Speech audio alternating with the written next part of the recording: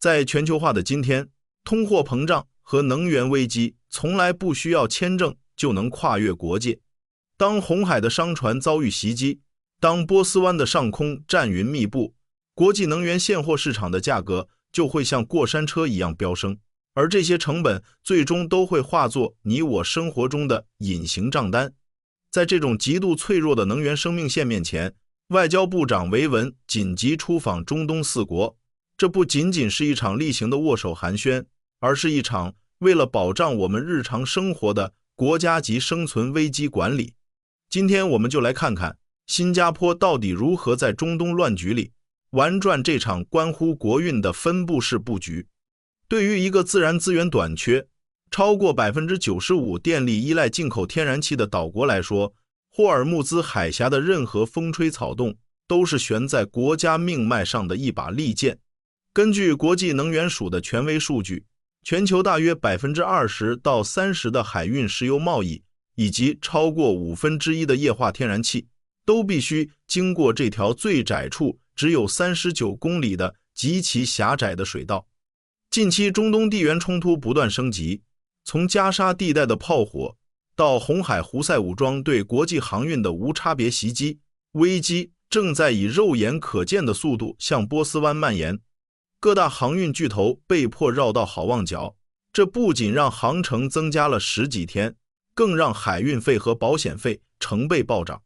作为应对，新加坡能源市场管理局已经针对全球天然气市场的剧烈波动发出了最高级别的供应预警。面对这种随时可能断供、随时可能面临天价能源的局面，小国要做的是争分夺秒地构建生存防线。当全球能源运输的咽喉面临被掐断的真实风险时，新加坡的外交系统必须立刻切换到最高级别的危机应对模式。维文部长对阿联酋、阿曼、沙特和卡塔尔展开的旋风式访问，背后的核心驱动力正是在危机彻底爆发、能源价格彻底失控之前，为国家的能源供应链提前加上多重保险。那么这重保险具体是怎么操作的？维文部长这次访问中东4国，最核心的策略就是分布式布局。什么是分布式布局？简单来说，就是绝对不把国家生存的鸡蛋放在霍尔木兹海峡这一个篮子里，风险过度集中，是小国生存的大忌。我们先看卡塔尔。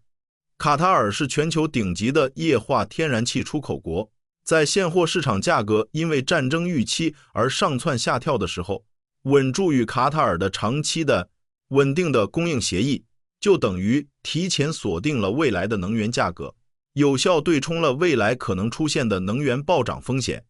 这种长期合约就是我们抵抗通胀输入的最强盾牌。再看阿曼，这步棋下得极其精妙，堪称地缘政治的教科书级别操作。阿曼虽然不是中东最大的产油国，但它的地理位置非常特殊，它恰好位于霍尔木兹海峡之外，直接面向广阔的阿拉伯海和印度洋。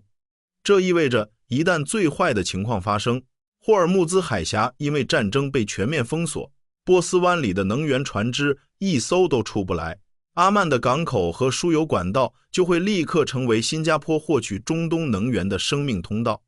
这不仅是一条备用通道，更是我们在国际能源谈判桌上的底气。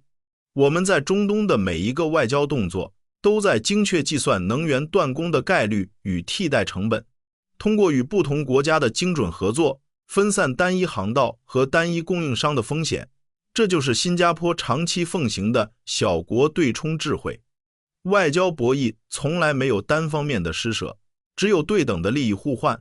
新加坡之所以能在中东乱局中游刃有余，不仅因为我们需要他们的天然气，更因为他们也离不开新加坡。作为全球第3大炼油中心，玉郎岛上24小时不间断运转的庞大炼化设备，是中东原油辐射整个亚太市场的关键枢纽。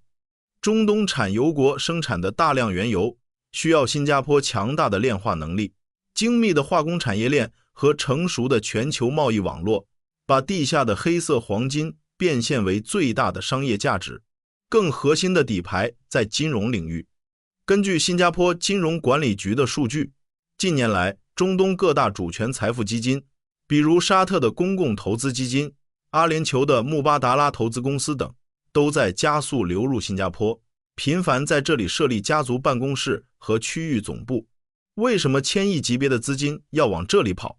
因为在极度不确定的地缘冲突中，资本最害怕的就是被卷入制裁，被无端冻结。而新加坡长期坚守的中立立场、不选边站的原则，以及严苛透明的法治环境，为中东资本构筑了全球最坚固、最安全的资产避风港。此外，维文访问期间还与阿联酋签署了数码经济与贸易合作备忘录。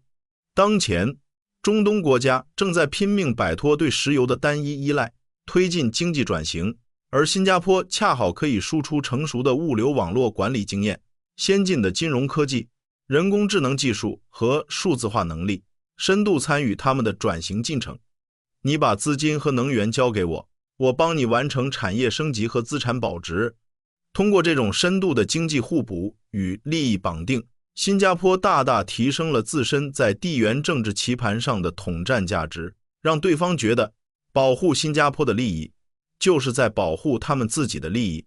如果说能源和资金是国家的血液，那么在极端危机下保护国民就是外交的绝对底线。我们平时在新闻里看到的那些枯燥的双边互访、握手合影和备忘录签署，在和平时期看似毫无波澜，甚至有些乏味，但在极端危机爆发的瞬间，就会立刻转化为一条条救命的通道。还记得2023年苏丹爆发内战时的撤侨行动吗？当时局势瞬间失控，首都机场被炸毁，通讯全面中断，整个国家陷入极度混乱。在那场危机中，新加坡政府能够迅速与沙特、阿联酋等多国政府协调，成功将本国公民分批安全撤出战区。这靠的是平时在中东和北非地区日积月累打下的外交信誉与人脉网络。正是因为有了日常的分布式布局，当危机发生时，新加坡才能迅速调动各方资源，借用友国的军机、军舰和安全通道，打通撤离路线。我们非常清楚，新加坡没有强大的军事投射能力去强行干预海外冲突，我们没有航空母舰可以开到红海去护航，我们无法阻止大国掀起风浪。但政府必须时刻保持最坏情况的推演，在中东布下这盘分布式的大局，不仅是为了保住国内的物价和电网，更是为了确保无论世界哪个角落发生动荡，无论局势多么凶险，新加坡人始终有一张安全回家的船票，始终有一个强大的国家机器在背后为你托底。从维文部长的中东之行到玉郎岛24小时不息的灯火，新加坡外交在国际舞台上的每一次落子，看似是宏大的地缘战略，但最终的落脚点始终是你我微观的民生。